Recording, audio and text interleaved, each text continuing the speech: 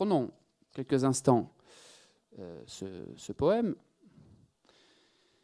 Donc il est assez bref, mais c'est un anglais assez littéraire, on peut le dire. Hein.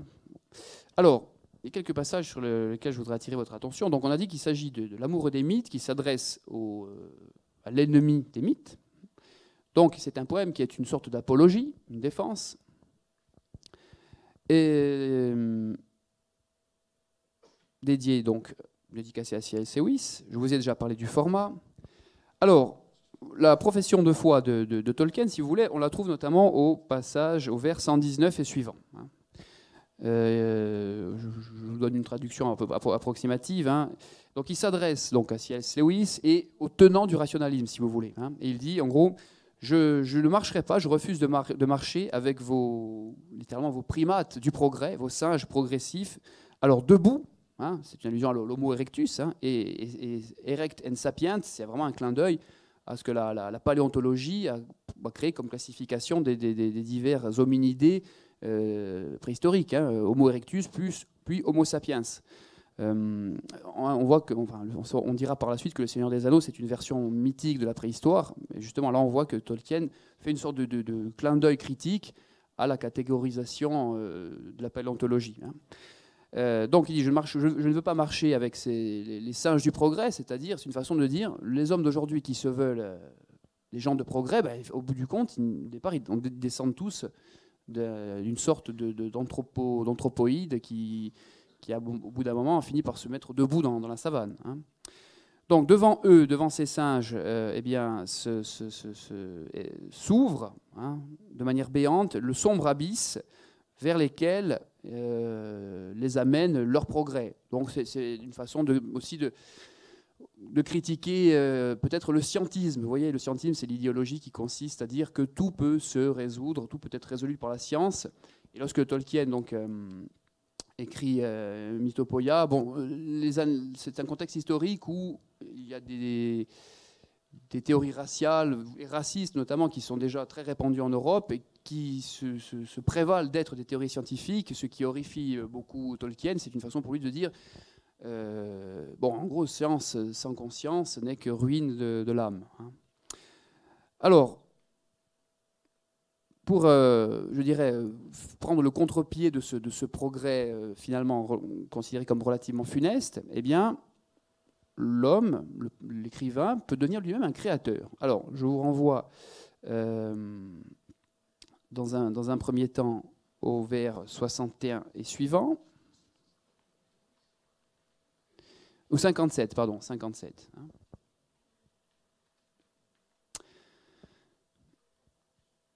Alors, je m'aperçois qu'il y a une coquille au vers 58. Bon, voilà, c'est fait.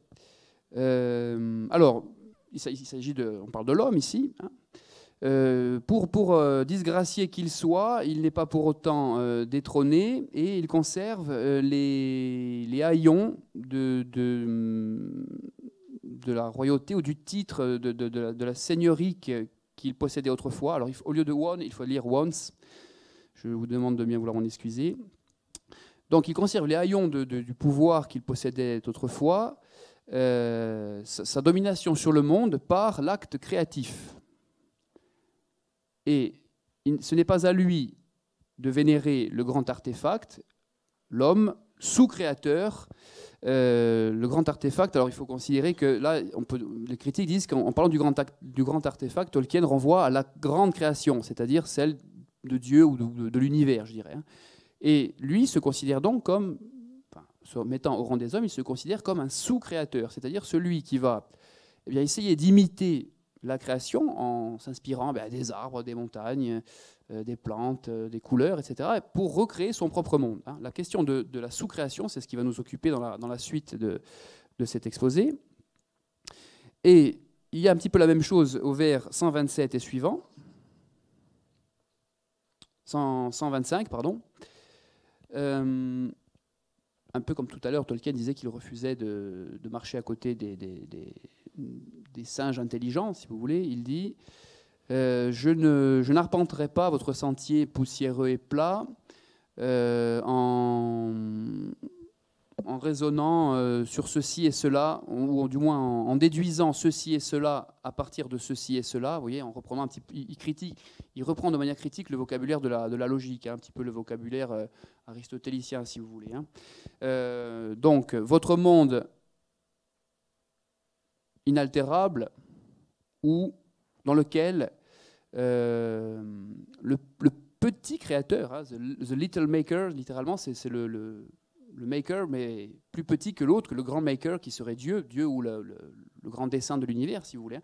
Votre monde inaltérable dans lequel le petit créateur n'entre en nulle part par l'art justement du créateur. Donc il y a une répétition dans le même verbe du mot créateur.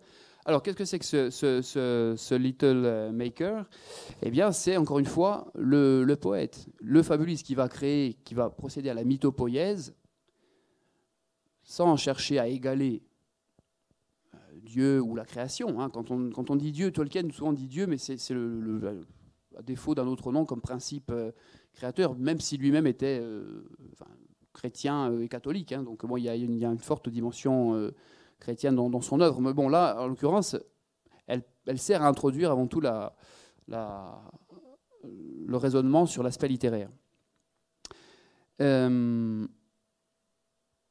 Alors, c'est aussi une façon de répondre hein, à C.S. Lewis, qui critiquait les fables. Alors, sachant qu'à l'époque, C.S. Lewis, en fait, n'avait pas encore écrit tout ce qu'il allait écrire sur Narnia.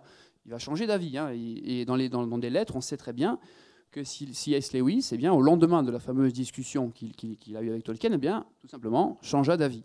Donc, voilà une discussion intéressante. Vous savez que Oscar Wilde disait qu'il détestait les discussions parce qu'elles vous font souvent changer d'avis.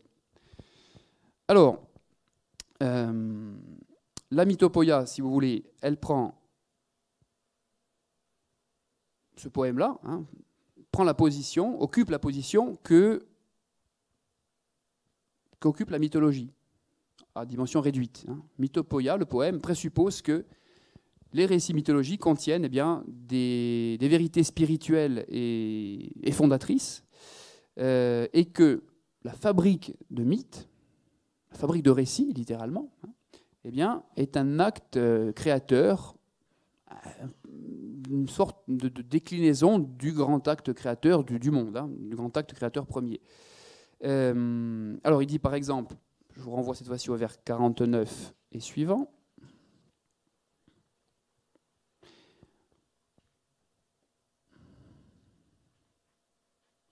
Il dit « Il n'y a pas de firmament, juste le vide. » Alors là, c'est une référence directe à la science. Hein. Pour la science, le firmament, ben, c'est simplement le vide de l'espace infini.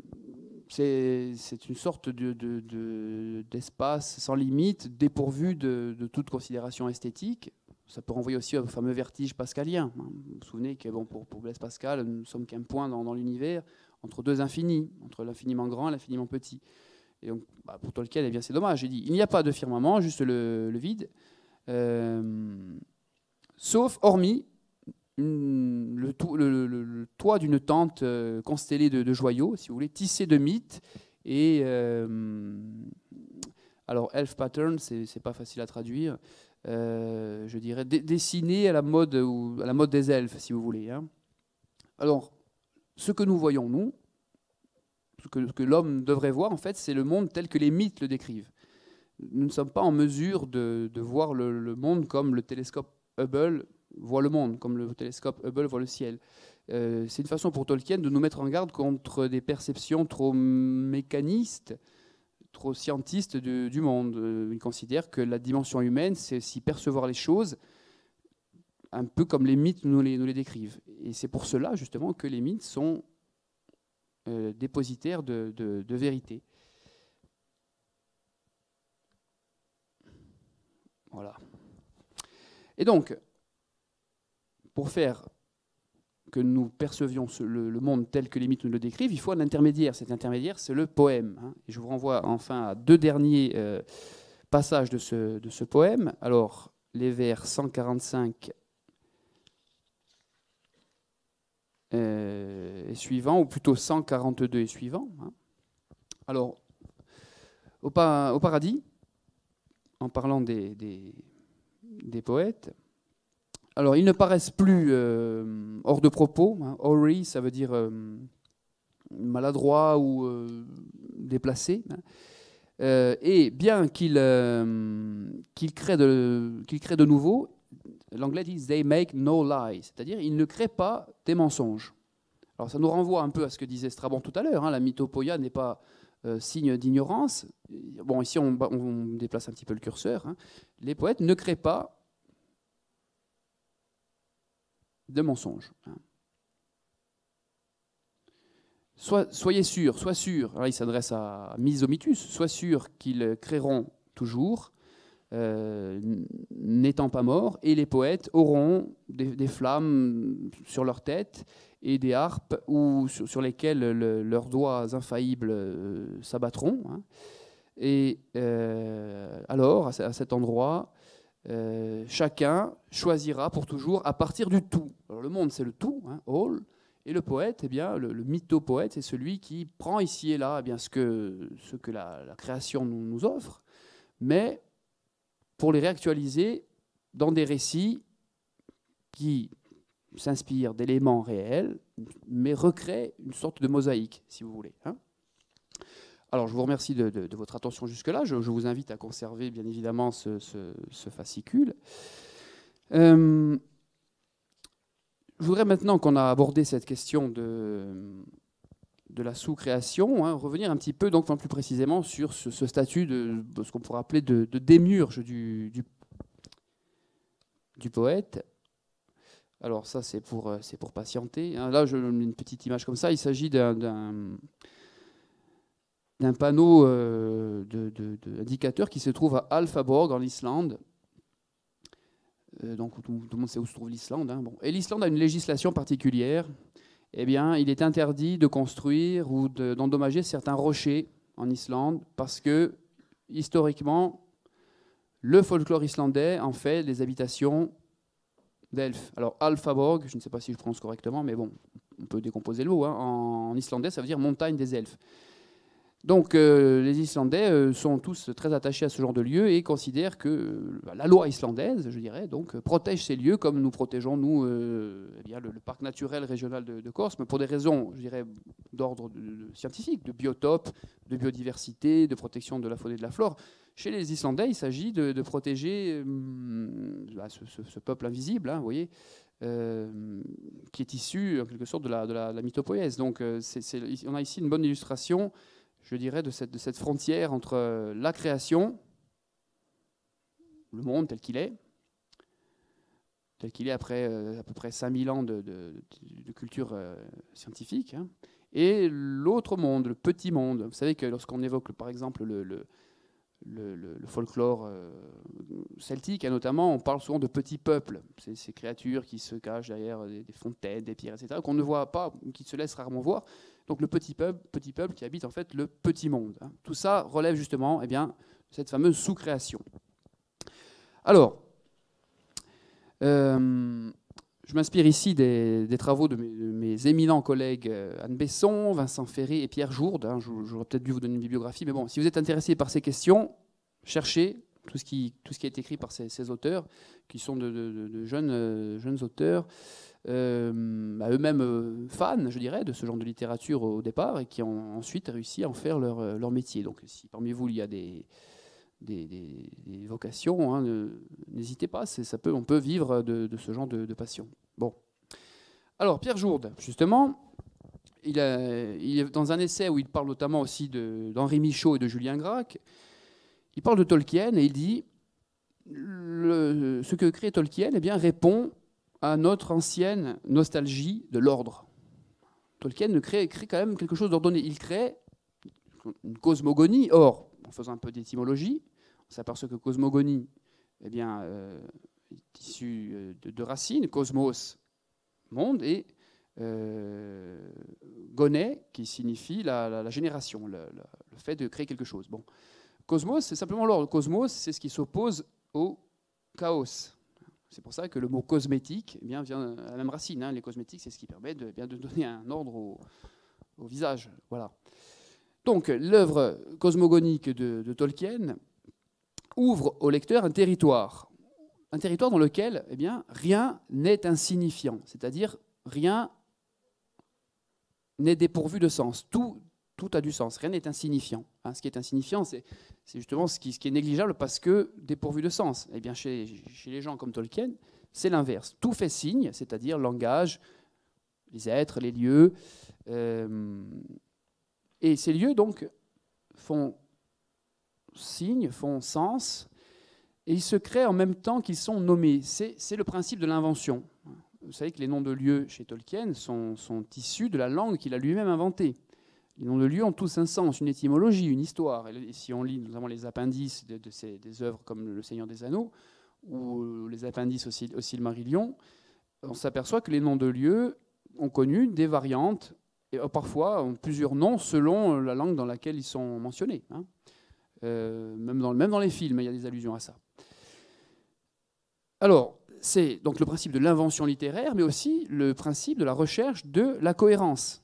La mythopoïèse, elle implique de la vraisemblance et donc une forte part de rationalité. C'est justement le paradoxe. Hein. La mythopoïèse, c'est recréer de la rationalité. Alors, pour qualifier sommairement hein, les œuvres de Tolkien, on parle volontiers de tale, romance, par opposition à la novel. La novel, c'est le roman réaliste, hein, et aussi romance par opposition au roman médiéval, hein, que Tolkien connaît bien puisqu'il est professeur de littérature médiévale. Le roman médiéval qui très souvent fait la part belle à des événements épiques, se focalise sur des personnages qui, je dirais, dépassent le commun des mortels, alors que justement, Tolkien, lui, veut créer, bien évidemment, veut mettre en scène, bien évidemment, des personnages d'exception, mais qui évoluent dans un monde dont il nous décrit la vie sociale, la vie culturelle, même parfois la vie agricole, les potagers, les plantes, et ces personnages qui fument de l'herbe à pipe, hein, par exemple. Bon, c'est très trivial, et le Nouveau Seigneur des Anneaux s'ouvre sur ces considérations. Hein. Bon. Donc, créer cette sorte de familiarité, voire de trivialité, c'est aussi créer un lien avec notre monde. Souvenez-vous de ce que Charles Péguy avait dit sur Homère. Homère, c'est le boss, parce que c'est le maître du familier. Il a réussi à mettre des choses familières dans ses fables. C'est pour ça qu'on l'aime, c'est pour ça qu'il plaît à toutes les époques. Parce que dans tous les épisodes homériques les plus épiques possibles, il y a toujours un moment familier. Je prends toujours l'exemple du départ d'Hector au duel qui va le faire rencontrer Achille. Hector sait qu'il va trouver la mort, probablement, mais bon, il s'équipe de sa plus belle armure, etc. Donc c'est un moment très solennel. Et au moment de faire ses adieux aux siens, il va embrasser son fils, et son fils se met à pleurer parce qu'il a peur du panache du casque. Donc on a une scène très banale, voire humoristique, et donc il enlève le casque, et le bébé le reconnaît, ça va mieux. Donc une intrusion du familier dans les moments épiques. Donc c'est ça la mythopoïèse également. Hein. Il faut que ce soit rattaché à ce qui nous parle, à notre réalité. Voilà. Donc ce lien avec notre monde, par une sorte de translation des éléments, mais aussi une sorte de translation temporelle. On sait que Tolkien a dit, dans le prologue du Seigneur des Anneaux, hein, il dit « Les hobbits sont un peuple effacé, mais très ancien, qui fut plus nombreux dans l'ancien temps que de nos jours. » De nos jours, c'est de nos jours à nous, lecteurs. Hein. Donc ils sont d'une certaine mesure toujours présents. De la même façon, lorsqu'il évoque l'époque à laquelle se déroule le Seigneur des Anneaux, il dit « Si reculés que peuvent nous paraître ces temps lorsqu'on les considère en termes d'années ou de vie humaine, eh bien, ils n'étaient point si anciens. » Donc nous sommes quelque part dans une sorte de continuité, hein, continuité historique entre l'univers réel, si on peut dire, et l'univers fictionnel. Je reviendrai sur ces éléments tout à l'heure en explicitant quelques documents cartographiques en lien avec Tolkien. Hein, et je renvoie, hein, je m'auto-cite, si on peut dire, à ce que j'avais dit sur Strabon, lorsqu'il parle d'Homère, il dit oui, Homère, dans l'Odyssée, il évoque les crues du Nil et la marée, les marées en Méditerranée. Et surtout, il évoque le fait que l'île de Pharos, qui se trouve au large d'Alexandrie, sur laquelle il y avait le fameux phare, à une époque était plus éloignée du rivage qu'aujourd'hui. Bon. puisque le Nil, à force de déverser des sédiments dans la mer, a fait en sorte que la terre gagne sur l'eau. Bon. Mais Strabon dit, aujourd'hui c'est comme ça, mais avant, il n'y a pas si longtemps, le monde était différent. Et chez Tolkien, c'est un petit peu la même chose. On sait que la cosmogonie tolkienienne est riche en cataclysmes, en bouleversements géographiques, qui fait que la fameuse Terre du Milieu, les cartes de la Terre du Milieu ne sont pas les mêmes si l'on est dans le fameux premier âge ou dans le tiers âge. Alors, si parmi vous il y a des amateurs de Tolkien, il vaut mieux dire tiers âge que troisième âge, même si on le trouve malheureusement dans beaucoup de traductions. Exemple, lorsque Tolkien compare la comté, le Shire, à la région d'Oxford, c'est assez facile à comprendre la façon dont il décrit le mode de vie des habitants de cette contrée. Donc ils ont ils aiment la bière, ils aiment la bonne chair, fumer la pipe et donc les histoires de famille. De la même façon, il dit la cité blanche, Minas Tirith, serait située, si on peut dire, à la latitude de Florence aujourd'hui. Donc une façon encore de raccrocher son univers à un univers européen quelque peu fantasmatique, une sorte de version différente du vieux monde. Et il dit de toute façon, très clairement, la Terre du Milieu, je cite, c'est objectivement le monde réel que j'oppose spécifiquement au monde imaginaire, à savoir le monde des fées. C'est très différent. C'est un monde avec une base réelle, le monde mythopoétique, qui l'oppose au monde des fées, ou bien au monde invisible, c'est-à-dire le paradis ou l'enfer, le monde spirituel. Voilà. Donc on peut procéder à une sorte d'identification. Alors, je passe assez brièvement sur, je dirais, ce qu'on retient très souvent de manière un peu caricaturale de l'univers tolkienien, c'est-à-dire tous ces réalia médiévalisants, moyenâgesques. C'est vrai que, notamment, ça tient surtout aux représentations iconographiques de cet univers, ou filmiques. Sommairement, on peut dire que c'est du médiéval fantastique. Bon, mais Tolkien lui-même n'a pas cherché à imiter ou à reproduire fidèlement les objets, coutumes, pratiques du Moyen-Âge. Il s'en est peut-être inspiré, mais il n'a pas voulu faire du médiéval. Alors, par exemple, il y a une lettre où il évoque un des peuples du Seigneur des Anneaux, qui sont les Hoirim, et il dit, oui, ils ne sont pas médiévaux, je n'ai pas cherché à en faire des sortes de transpositions de peuples médiévaux dans mon univers. Il dit simplement, si vous voulez vous en faire une idée, eh bien, regardez la tapisserie de Bayeux. Alors, je ne sais pas si tout le monde connaît la tapisserie de Bayeux.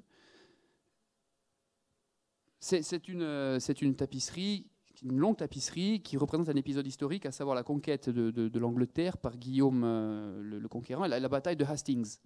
Donc c'est un document à la fois artistique mais historique, puisque les personnages que l'on voit dessus ont tel type d'équipement, notamment côte de mailles et haubert, pas d'armure de plate, comme on dit. Donc ce qui fait que certains puristes, par exemple, ont dit que notamment les adaptations cinématographiques de Tolkien étaient fautives dans la mesure où on voyait certains personnages de telle culture avec des objets, des éléments, notamment des armures, qu'ils n'auraient pas dû avoir puisque Tolkien en avait fait simplement des porteurs de côte de mailles. Vous voyez, donc une œuvre fictive suscite des débats d'historiens. On est dans une sorte de vrai faux qui ne cherche pas à être fidèle à la réalité, mais simplement à s'en inspirer. Alors, de la même façon que certains ont voulu voir si Tolkien était fautif ou pas d'un point de vue de son imitation du Moyen-Âge, alors que ce n'est pas le problème, de la même façon, certains ont dit Tolkien, c'est de l'allégorie. On a voulu voir la mythopoïèse comme quelque chose de purement symbolique. Alors évidemment, certains ont été excessifs dans cette interprétation allégorique en disant voilà, Tolkien écrit le Seigneur des Anneaux dans les années 30, fin des années 30, début des années 40, donc c'est la guerre en Europe, le Seigneur des Anneaux, c'est l'Ouest contre l'Est. Alors Sauron, c'est peut-être Hitler, c'est peut-être Staline, l'anneau, c'est peut-être la bombe atomique, vous voyez, c'est cet objet dont il vaut mieux ne pas se servir, sous peine, au bout du compte, même pour faire le bien, de devenir un monstre. Bon, les recherches atomiques, eh bien, au départ, sont censées, comme beaucoup de recherches scientifiques, ne sont pas toujours lancées dans des perspectives de domination quelle qu'elle soit, mais bon, c'est ce qu'on a souvent dit. Hein. Alors, sur l'allégorie, Tolkien est très clair. Hein. Il dit, dans l'avant-propos de la seconde édition anglaise du Seigneur des Anneaux, il dit, je cite, « Je déteste cordialement l'allégorie dans toutes ses manifestations. Je préfère de loin l'histoire vraie ou feinte, avec son applicabilité, suivant la pensée et l'expérience des lecteurs. Je pense que beaucoup confondent applicabilité et allégorie. Or, l'une réside dans la liberté du lecteur, l'applicabilité, et l'autre dans la domination voulue par l'auteur. C'est-à-dire que l'allégorie serait une sorte de façon déguisée pour l'auteur de vous imposer un message, tandis que l'applicabilité, eh bien, c'est le propre du mythe, de la fable. Ça vous permet, je dirais, si vous êtes un lecteur un peu cultivé, d'interpréter les choses et de comprendre avec une sorte de dimension très pratique, très pragmatique, d'apprécier une belle histoire tout en imaginant ce qu'aurait pu être le monde par ailleurs. Hein. Cet aspect pragmatique, eh bien, véritablement, c'est celui de la sous-création. Hein. Tolkien n'a pas honte de dire que, eh bien, il est un petit fabricant, un petit créateur par rapport au grand créateur, mais il a le mérite de construire quelque chose de cohérent. Alors, donc je poursuis dans cette voie. Hein. Il distingue donc dans cet aspect créatif le monde primaire, le réel, l'œuvre divine, et le monde secondaire. Le monde secondaire, c'est le sien, c'est celui qui est créé par l'écrivain Démiurge.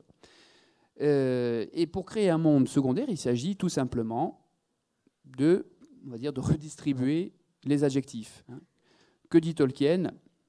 Ouvrez les guillemets. Dès lors que l'on a la possibilité d'emprunter le vert à l'herbe, le bleu au ciel et le rouge au sang, eh bien, on a déjà un immense pouvoir d'enchanteur. Concrètement, on va prendre dans le monde réel quelques outils, quelques éléments, et on va les réactualiser à notre façon, de créateur littéraire. Donc, ce qu'on a appelé la fantaisie, c'est véritablement un acte poétique. Alors évidemment, ce n'est pas follement original, mais ça permet véritablement de comprendre les aspects fondamentaux de l'œuvre. Alors, bien évidemment, être un sous-créateur, c'est relativement grisant quand même. Ça, c'est toujours, si vous arrivez à créer quelque chose de beau qui vous plaît, je pense que chacun d'entre vous en éprouve une certaine satisfaction. Hein. Votre plaisir, celui des premières personnes à qui, par exemple, vous faites lire ce que vous avez écrit, puis éventuellement le succès en librairie, si les lecteurs aiment ce que vous avez dit. Je vous rappelle qu'Aristote, dans les premières lignes de la métaphysique d'Aristote, dit tout simplement « L'homme eh bien, a la passion de connaître. L'homme éprouve du plaisir à connaître des choses. » Bon, donc il y a une dimension, je dirais, presque sensuelle dans l'esthétique. Hein. Ça fait du bien de lire des choses qui plaisent, hein, tout simplement. Voilà. Donc, ça, c'est, je dirais, le premier plaisir immédiat. Le plaisir suivant, d'un degré un peu plus distancié, c'est de contempler des profondeurs de l'espace et du temps. Et aussi, ça offre la possibilité de trois choses. Hein. Tolkien met en place une sorte de trilogie. Le recouvrement, l'évasion et la consolation. Alors, il ne s'agit pas d'inciter le lecteur à se couper du réel, hein, mais il s'agit de montrer le réel sous des dehors inhabituels. Il faut sortir de l'habitude. L'habitude nous coupe de tout. L'habitude nous coupe des êtres et des objets. C'est une sorte de gang dont il faut s'extraire en permanence, l'habitude. Et en redécouvrant les choses, on se les réapproprie, pardon. C'est ça le recouvrement. Recouvrer, eh bien, récupérer. Hein. On dit recouvrer la santé. C'est comme si on se retrouvait. Hein. Que dit Tolkien? Encore une fois, je cite, sépare le forgeage de Gram. Un Gram, c'est l'épée de Siegfried, hein, dans la mythologie germanique. C'est donc par le forgeage de Gram que fut révélée la froideur de l'acier, et c'est par la création de Pégase, le fameux cheval ailé de la mythologie grecque, que les chevaux furent considérés comme de nobles animaux. Il prend le problème à l'envers. Au lieu de dire, un jour, quelqu'un a fait une épée et a dit, tiens, elle est pas mal, ce serait bien qu'on en parle dans un mythe, ou ah voilà un beau cheval, ça me donne l'idée d'un cheval ailé. Non, il prend le problème à l'envers. En fait, les choses sont devenues d'autant plus belles qu'on les a considérées à l'aune des mythes. On connaissait le mythe de Pégase, du coup on ne voit plus les chevaux de la même façon. Et c'est vrai que quand on fait le test, effectivement, voilà, quand vous montez à Corté, souvent vous voyez des chevaux qui, bon, avec un peu d'imagination et un peu de brouillard, vous pouvez vous imaginer dans la mythologie. Bon. Donc, c'est pas la fantaisie avec IE, hein, c'est pas la fantaisie au sens faible qui gouverne la fantasy, c'est la raison.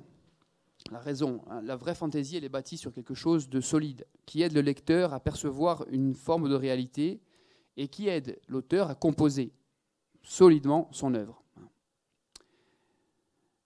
Et il ne faut pas craindre la répétition, évidemment, ce n'est pas toujours très original de parler des couleurs, des montagnes, etc. Mais Tolkien dit, ça nous permet de contempler d'une façon différente le vert et d'être soudain saisi, mais non aveuglé, par le bleu, le jaune, le rouge, etc.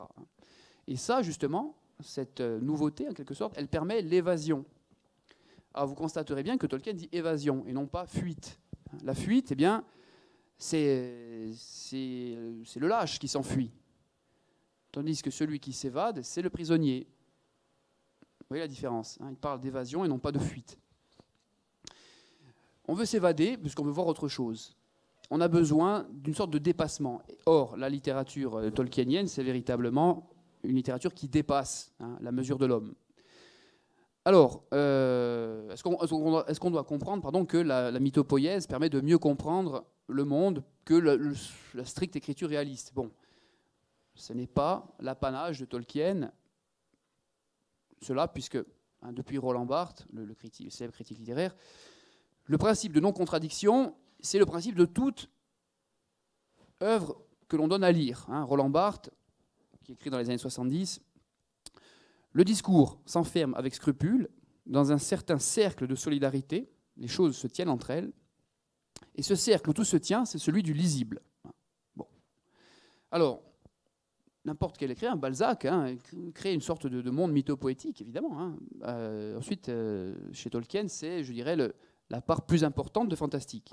Mais toute œuvre fictive est parcourue par ces forces de cohérence, pour les plus réussis en tout cas. Hein. Bon. Alors, C.S. Lewis, qui va devenir un grand fan, un grand admirateur de Tolkien, dira que c'est le monde le plus cohérent jamais inventé. Bon.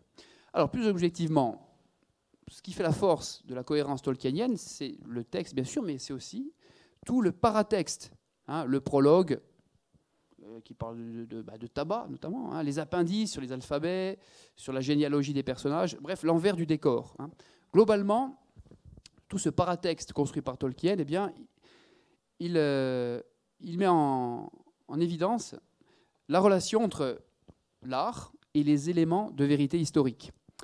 Vous savez que Tolkien est célèbre parce qu'il a, quand il était universitaire, hein, donné une traduction du célèbre poème épique anglo-saxon Beowulf. Hein, bon, ça a été adapté aussi, même au cinéma par ailleurs. Bon. Et c'est un poème du XIIe siècle à peu près. Et il dit, ce poème-là, eh bien, certains ont voulu en faire un document historique, alors qu'il fallait d'abord le prendre comme une œuvre littéraire. Hein.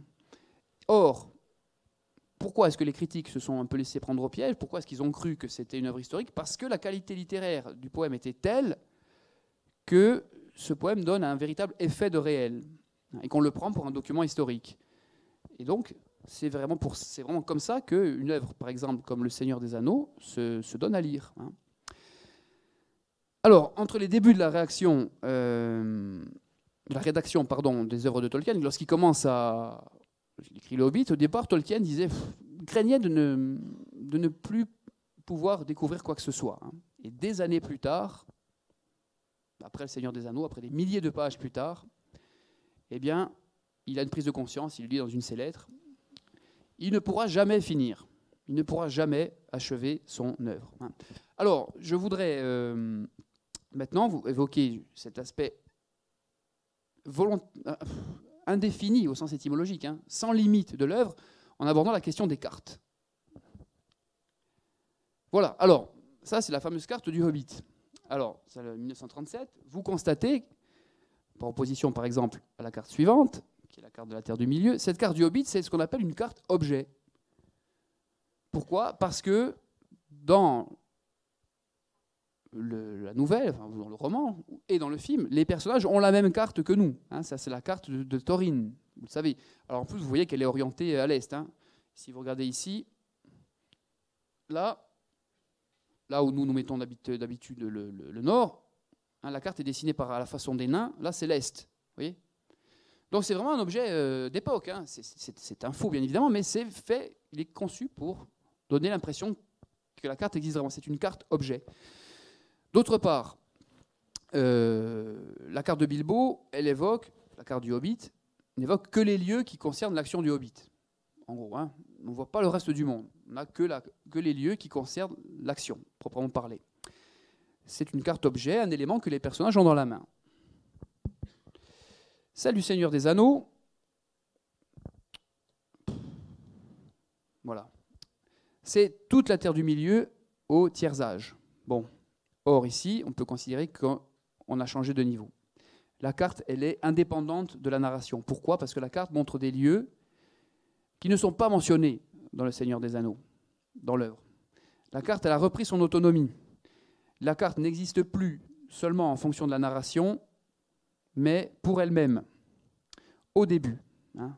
Les cartes de Tolkien, elles se veulent juste narratives. Exemple, la carte du Hobbit. Mais elles finissent par devenir des cartes cosmologiques. Elles expliquent le monde, indépendamment de ce qui se passe dans le texte. Au début, Tolkien dit, eh bien, mes cartes sont des cartes pour clarifier, illustrer l'action, hein, de manière assez simple. Il va évoluer très rapidement et il va dire, dans mes histoires, on ne peut plus faire une carte en fonction du récit, mais on doit d'abord faire une carte et faire ensuite que le récit aille avec. Donc on n'est même plus dans la simple création littéraire, on est dans le dessin géographique, dans la création littérale d'un univers. Les cartes, elles sont d'abord informatives, puis elles deviennent tout simplement utiles, mais pas utilitaires. Est-ce que vous voyez la différence? Elles sont utiles, elles peuvent servir, mais elles sont plus que simplement utilitaires dans la mesure où elles servent à autre chose maintenant, simplement qu'à expliquer ce qui se passe dans l'intrigue. Alors, je voudrais vous présenter aussi d'autres auteurs qui ont un petit peu procédé de la même façon. Ah oui, alors là, là, c'est une carte dessinée par un amateur, hein, qui prouve bien que justement, Tolkien ne peut jamais finir, donc d'autres personnes finissent à sa place, en quelque sorte. Vous voyez que c'est quelqu'un qui s'est amusé à dessiner la suite, le reste de la Terre du Milieu, tout ce que Tolkien n'a pas dit. Alors là, vous reconnaissez, en gros, bon, Mordor, Gondor, le Nord, Eriador, etc. Et la carte de Tolkien, c'est ce carré-là, vous voyez? Bon. Il y a un fan sur Internet donc, qui s'est amusé à faire l'extension du monde à sa façon. Hein. Tout simplement pour dire que la mythopoïèse, c'est aussi laisser des blancs. Hein. Laisser des possibilités d'expansion créative. Donc ça, c'est véritablement la preuve que celui qui a fait cette carte, il n'a probablement rien écrit. Il n'a pas écrit d'histoire sur des choses qui se passeraient, par exemple, dans l'Est de cette carte. Mais dessiner cette carte, c'est la preuve que la mythopoïèse, elle dépasse le strict cadre littéraire. Hein. Alors, je vous présente également maintenant un autre auteur que vous connaissez peut-être, Robert Howard, qui est un auteur américain du début du XXe siècle, mort très jeune. Vous le connaissez, il n'est pas très connu, mais lui aussi, hein, de la même façon que Tolkien a été dépassé par son œuvre, lui, il a été vraiment dépassé par notamment un de ses personnages. Est-ce que quelqu'un... Comment ? Oui, Conan le Barbare, hein, évidemment. Qu'il met en scène, je dirais, donc dans des revues qu'on appelait des revues pulp, comme la revue Weird Tales, qui paraissait dans les années 30. Alors, pourquoi est-ce qu'on appelle ces revues des pulp? Parce que c'était des revues bon marché, dans lesquelles des écrivains essayaient de percer en publiant des histoires un peu d'épées, de jeunes femmes dénudées, etc. Et pulp, ça vient du nom, ça vient du fait que ces revues étaient imprimées à partir de papier fait à partir de pulpe de bois. Hein, c'était vraiment du papier bon marché. Et bon, par métonymie, ces revues ont pris le nom de la matière sur laquelle elles étaient imprimées. Bon. Alors, entre ces deux images, là, ça date de 1932 à peu près, à gauche. Et à droite, vous avez la fameuse affiche du film de John Milius, dessinée par, qui allait devenir l'affiche du film de John Milius, dessinée par Frank Frazetta, qui est un grand illustrateur de fantasy, qui nous a quittés il n'y a pas très longtemps.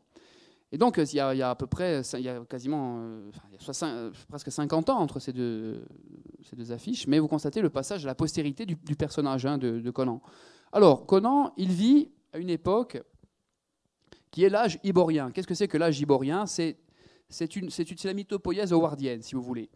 Ça, c'est la carte dessinée par Howard lui-même. Alors, vous reconnaissez en gras, enfin en plus visible, le contour de l'Europe, en quelque sorte, hein, mais par-dessus, vous voyez le continent européen tel qu'il existait selon Howard. Alors, l'âge iborien, pour Howard, il se situe, si vous voulez, entre 18 000 ans et 10 000 ans avant Jésus-Christ, à peu près. Hein. C'est une époque post- ou pré-cataclysmique qui est ainsi conçue par Howard qui lui permet, je dirais, eh bien, en choisissant des noms historiques, en créant un univers qui a existé à une époque proto-historique, entre la préhistoire et l'histoire, ça lui permet d'éviter l'écueil des anachronismes et d'avoir à exposer trop longtemps son univers. En créant la carte, on laisse au lecteur le soin d'imaginer tout l'univers. On n'a pas besoin de trop l'exposer. Alors, vous avez ensuite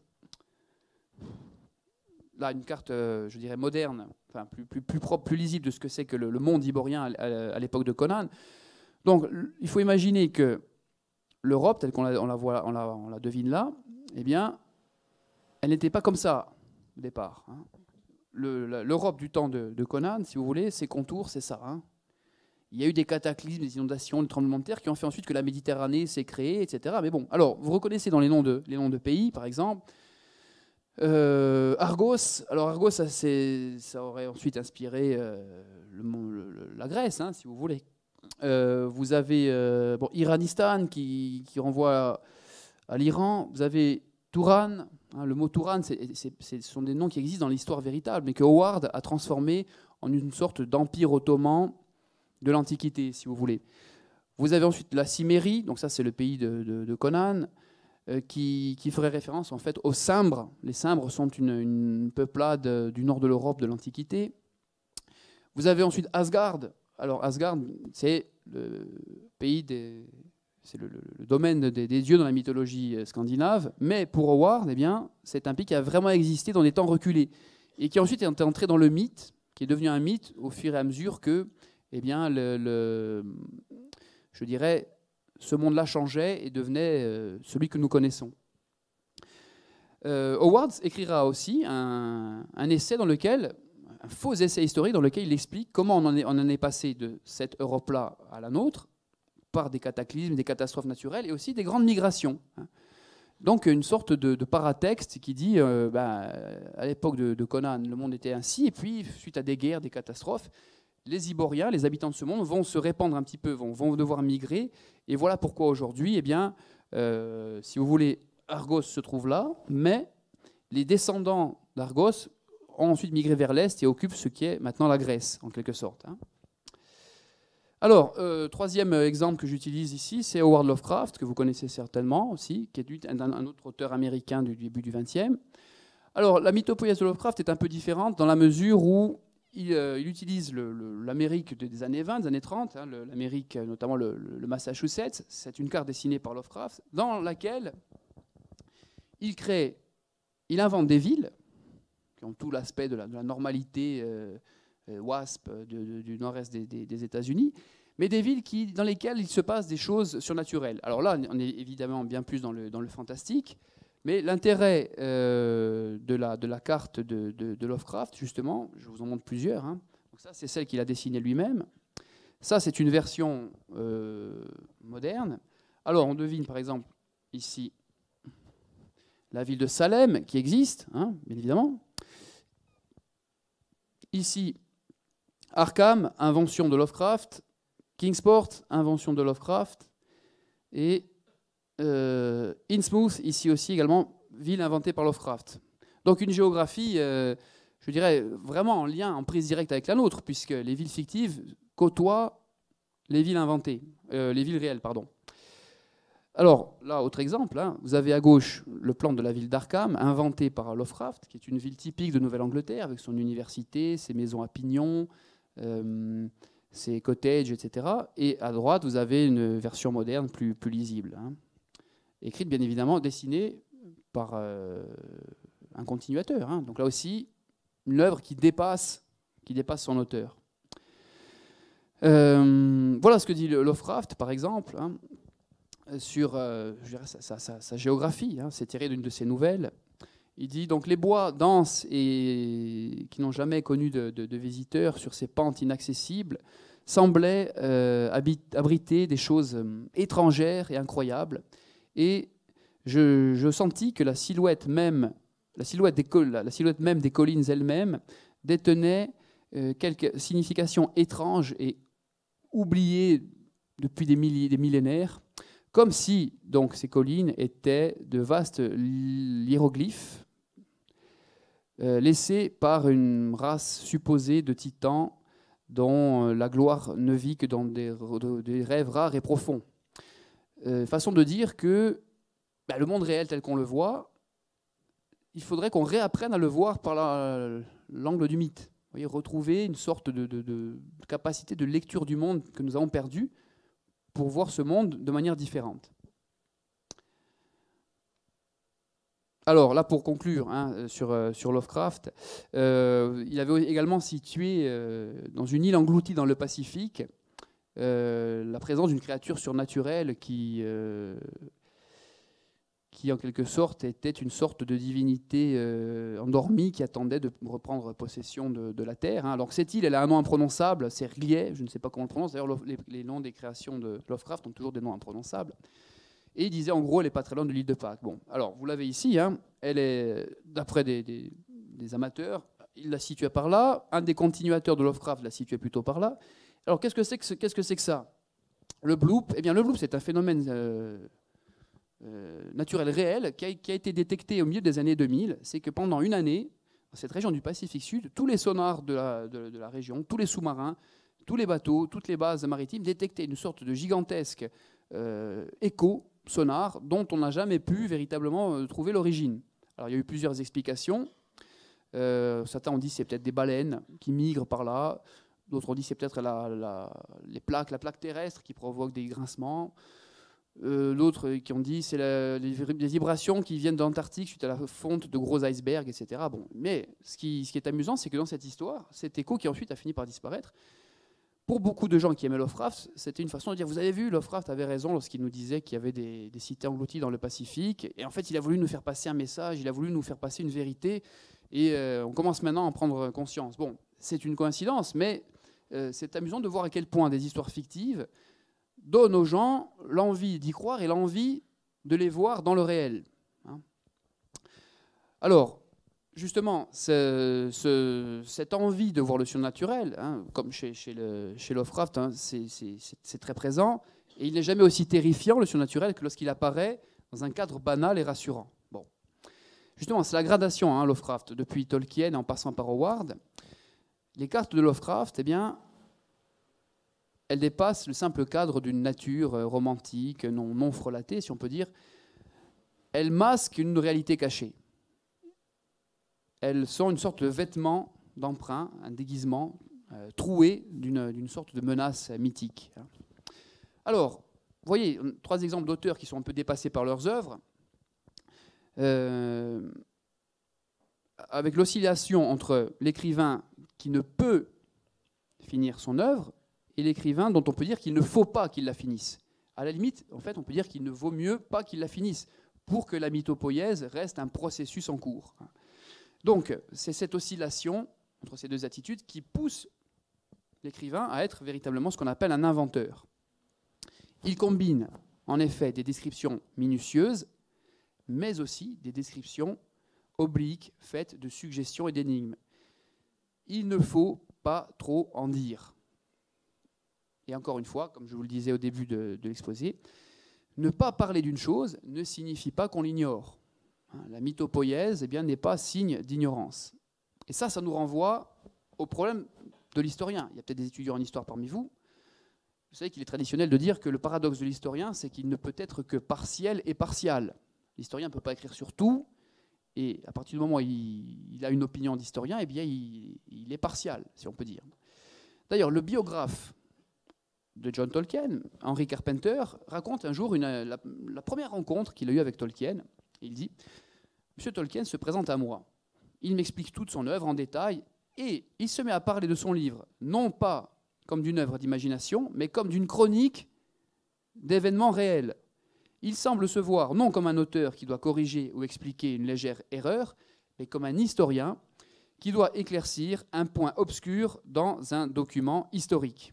Alors, là maintenant, je vais aborder avec vous cette fameuse question de l'écrivain mythopoète, historien, qui fabrique des faux documents, mais à caractère historique. Alors, dans Le Seigneur des Anneaux, c'est très abondant. Je vous diffuse un court extrait de film, si ça veut bien marcher.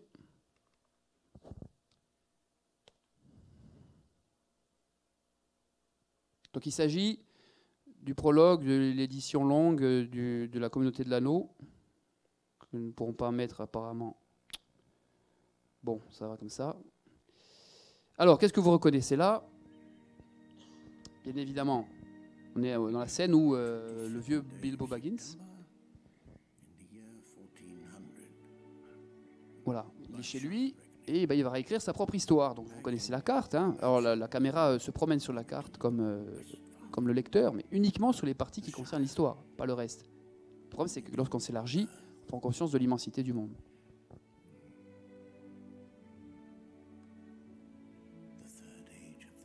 Donc la chronologie, hein, troisième âge de ce monde, tiers âge, pardon. Voilà. Hop là, pardon.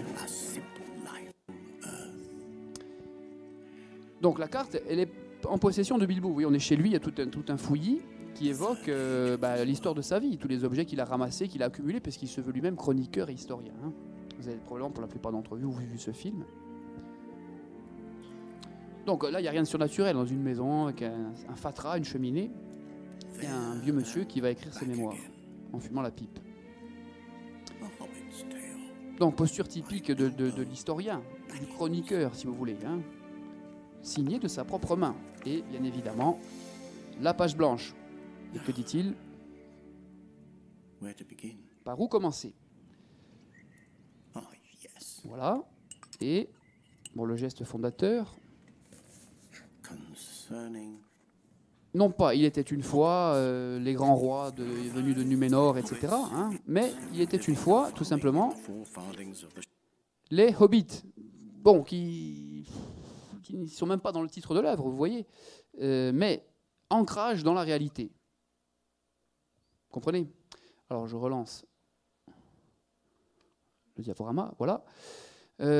Donc, c'est le fameux livre rouge écrit par Bilbo. Et Tolkien dit simplement, moi je n'ai rien inventé, j'ai simplement traduit, j'ai trouvé ce livre rouge dans des vieilles sources anglo-saxonnes, et en fait je ne suis qu'un interprète, un scribe hein, de ce qu'a déjà écrit Bilbo. Alors de quoi s'inspire Tolkien en fait? Eh bien, de ceci. C'est le fameux livre rouge de Hergest. Alors Hergest est une localité au pays de Galles, alors vous l'avez écrit en gallois à côté, mais le gallois est une langue très difficile, notamment à prononcer. Donc c'est une chronique médiévale. Pourquoi livre rouge? Parce que les premiers exemplaires de ce livre, qui existent vraiment, hein, étaient reliés en cuir rouge, et c'est un livre qui contient à la fois des éléments de la mythologie galloise, mais aussi des éléments issus de l'histoire des premiers rois de Bretagne, de Geoffrey de Monmouth. Si vous vous intéressez à la légende arthurienne, eh bien ce livre est une source de documentaire de premier plan. Et donc Tolkien a voulu en quelque sorte imiter cet ouvrage, puisqu'il était lui-même très, très versé dans le folklore celte et gaélique. Et le livre de Bilbo serait inspiré d'un authentique livre médiéval reprenant à la fois des éléments mythologiques et des éléments historiques. Donc ça, c'est la source d'inspiration de Tolkien. Alors, ensuite, autre appendice, autre élément paratextuel du Seigneur des Anneaux, les fameux tableaux généalogiques. Alors là, vous avez la généalogie des nains, notamment toute la lignée de ce qu'on appelle la lignée de Durin, à gauche. À droite, vous avez un tableau de prononciation des lettres d'un des alphabets inventés par Tolkien. Il s'agit ici du Kirth. C'est l'alphabet utilisé principalement par Gandalf. Donc tout est fait pour avoir l'air sérieux ici. Hein. Il y a ensuite, chez Robert Howard, cette fois-ci, on revient dans l'époque de Conan. Alors ça, c'est le prologue du Conan le Barbare de John Milius en 1981. Bon, il faut faire un peu abstraction de la citation nietzschéenne, qui est une sorte d'arrière-plan idéologique, mais il faut écouter ce qui se dit. Bon, c'est en anglais, je vous donnerai la traduction. Time when the oceans drank Atlantis and the rise of the sons of Arius, there was an age undreamed of. And unto this Conan, destined to bear the jeweled crown of Aquilonia upon a troubled brow.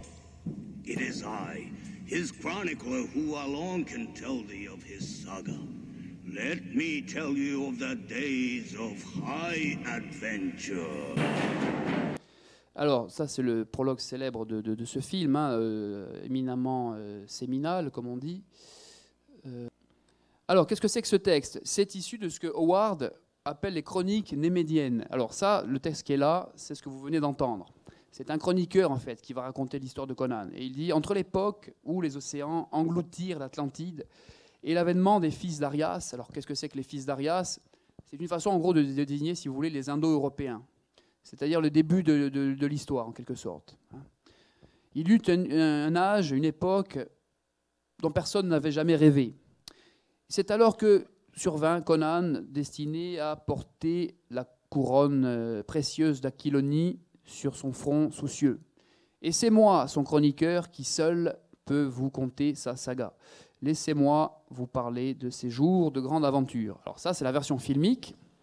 Et ça, c'est la version écrite par Howard, qui donc invente des chroniques proto-historiques, qu'il appelle les chroniques némédiennes, qui seraient en fait ses sources, les sources dont lui-même se serait inspiré. L'histoire de Conan, en fait, il l'aurait trouvée sur de vieux parchemins.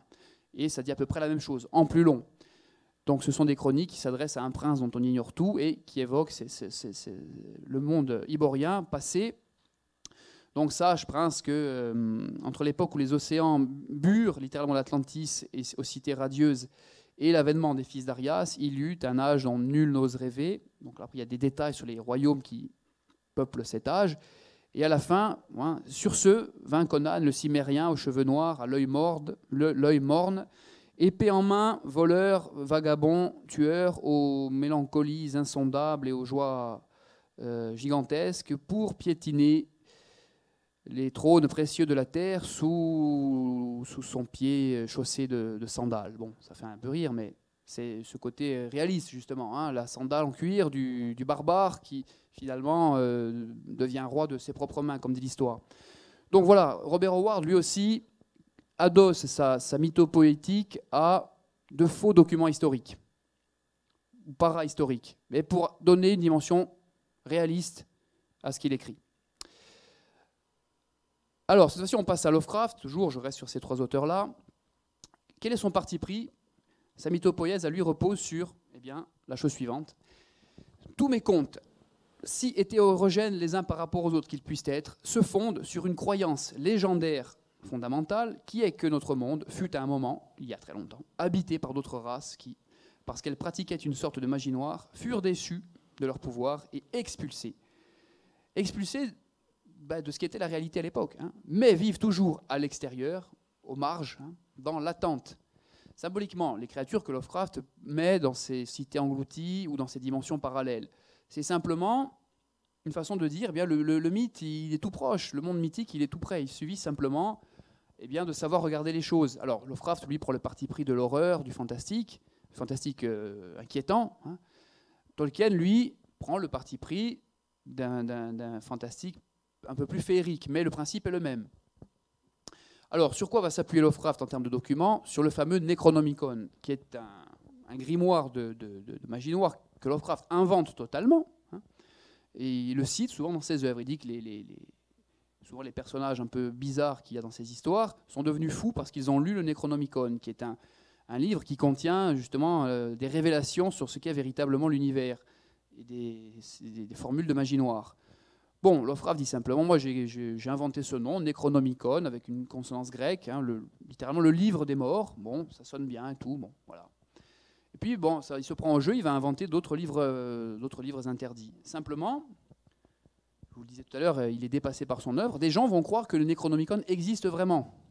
Et ils vont dire, non, mais on nous cache la vérité, en fait. Le Necronomicon, il existe vraiment. Je l'ai trouvé en librairie. Et pour cause, des faussaires malins et astucieux mais créatifs, hein, vont écrire, on s'amusait à écrire des bouquins intitulés Necronomicon et faire beaucoup d'argent grâce aux fans de Lovecraft. Alors, Lovecraft va lui donner un titre en arabe. Au départ, il dit l'exemplaire original est écrit en arabe. Ensuite, il est traduit en grec, puis en latin. Et vers 1450, il est mis à l'index par l'Église et brûlé. Et il n'en existe plus que 5 copies dans le monde, une à la Bibliothèque nationale à Paris, une au British Museum, une à Harvard, une dans une université d'une ville imaginaire qu'il va inventer. Et en fait, il va, même de son vivant, il va commencer à voir apparaître la légende de ce livre comme une légende sortant de son strict cadre légendaire pour devenir quelque chose de véritable. Et il va écrire des lettres aux gens, il va dire « Non mais attendez, c'est une invention, si vous voyez le Necronomicon en vente quelque part, c'est une escroquerie. Hein. » Mais pourtant, il ne pourra rien faire pour empêcher ça. Et beaucoup de gens aujourd'hui vont dans des bibliothèques et dans les fichiers cherchent Necronomicon. Alors il y a une anecdote, hein, c'est qu'à la célèbre université de Harvard, un étudiant facétieux s'était amusé, à l'époque où les fichiers étaient encore papier, à mettre une fiche Necronomicon dans le fichier bibliothèque. Et donc ça avait fait une petite émotion. Hein. Parce que dit Lovecraft lui-même, hein, en fait, au propos de ces fameux livres terribles et interdits, je suis contraint de dire que la plupart d'entre eux sont purement imaginaires. Il n'y a jamais eu d'Abdul al-Azred, ce qui serait l'écrivain arabe de la première version du Necronomicon, ni de Necronomicon, car j'ai inventé ces noms moi-même. Hein, ah ben je l'ai mis 2 fois, tiens. Bon, donc là, c'est de la pure invention. Je vous disais, il était obligé de son vivant de dire attention, là, la mythopoèse est en train de déborder ses limites. Hein. Et en dessous, ben, vous avez une sorte de facsimilé qu'un bonhomme s'est amusé à fabriquer. Hein. Alors, j'en reviens maintenant à notre propos général. Hein. Donc, si on veut relater des faits réels, eh bien, il faut être au service de faits vraisemblables. Et il ne s'agit pas simplement de demander la complicité du lecteur. Que dit Tolkien? Et ce qu'il dit peut s'appliquer même à Howard ou à Lovecraft, même s'ils sont un peu antérieurs. Il est essentiel pour un conte authentique d'être présenté comme vrai. Puisque le conte traite de merveilles, il ne saurait supporter aucun cadre ou mécanisme suggérant que toute l'histoire dans laquelle elle se déroule soit une fiction ou une illusion. Donc, si on veut rendre le monde fictionnel crédible, c'est parce que cet impératif, eh bien, se trouve en accord avec la conviction profonde que les mythes et les contes contiennent une part de vérité, qui emprunte cette forme justement pour se révéler. Je pense que le conte a sa propre manière de refléter la vérité, vous noterez les guillemets, différente de l'allégorie ou du réalisme et en maints aspects plus puissante.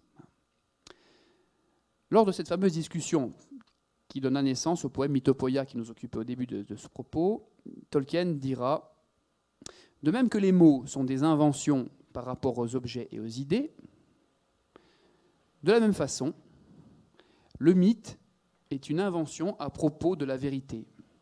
Le mythe est un reflet de la vérité, de la même façon que télécommande est un reflet de ceci. »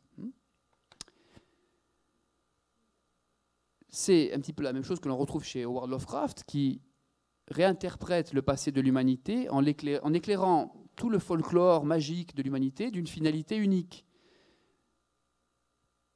Et alors, Lovecraft sera considéré un peu, lui, comme le père de ce qu'on appelle le réalisme fantastique, mais un critique du XXe siècle dira, par exemple, la cosmologie de Lovecraft et sa mythologie nous effraient tout simplement parce qu'elles sont possibles. Lovecraft dit que des créatures étranges étaient en fait les premiers maîtres de la Terre il y a des millions, voire des milliards d'années. Or, aujourd'hui, on sait que la vie existait sur le globe il y a 2,7 milliards d'années. Et nous ignorons tout de cette vie. Donc, l'inspiration mythopoétique, elle vient simplement du réel. Je parlais tout à l'heure de cette fameuse formule, la suspension consentie de l'incrédulité. Vous savez, c'est ce qu'on demande aux lecteurs de fiction. Hein. C'est une formule que l'on attribue à Samuel Coleridge, qui est un poète, écrivain romantique anglais. Suspension temporaire de l'incrédulité. Ici, c'est beaucoup plus que cela. On ne vous demande pas temporairement d'apprécier une histoire parce qu'à un moment donné, il y a un peu de surnaturel. Non.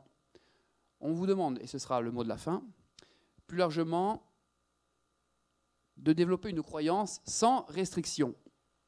On pourrait presque dire un état d'enchantement. Et c'est ce que John Tolkien nomme la croyance secondaire. Vous êtes un lecteur toujours libre d'accepter ou non l'univers fictionnel, mais simplement, si vous l'acceptez, vous acceptez tout. Et c'est pour cela que ce tout doit être le plus cohérent et le plus détaillé possible. Et donc, pour conclure, je dirais que dans le mythe qu'il construit, Tolkien, et ceux que j'ai présentés aussi, dans une certaine mesure, eh bien, peuvent dire que, et ont raison de dire que ce que le créateur relate est vrai, parce que ce qu'il relate est en accord avec les lois de la physique, de la nature, de leur monde. Donc, il ne crée pas la vérité, mais il crée de la vérité. Et je conclurai là-dessus avec cette petite diapo, voilà, avec le fameux monogramme de John Tolkien. Un simple rêve est plus puissant qu'un millier de réalités. Voilà.